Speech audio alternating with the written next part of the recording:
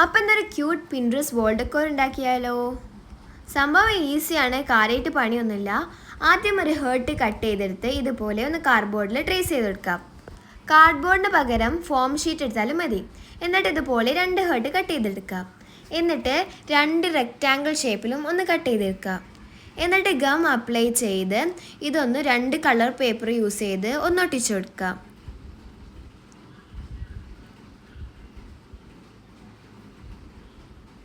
അപ്പോൾ colour paper ഒട്ടിച്ചതിന് ശേഷമുള്ള after ലുക്കാണിത്.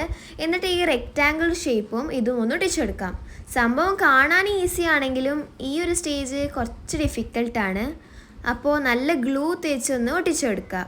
അപ്പോൾ ഇതാണ് നമ്മുടെ ഫൈനൽ ഔട്ട്പുട്ട്. അപ്പോൾ ഇഷ്ടപ്പെട്ടാൽ ലൈക്ക് ചെയ്യുക, ഷെയർ ചെയ്യുക, സബ്സ്ക്രൈബ് ചെയ്യുക.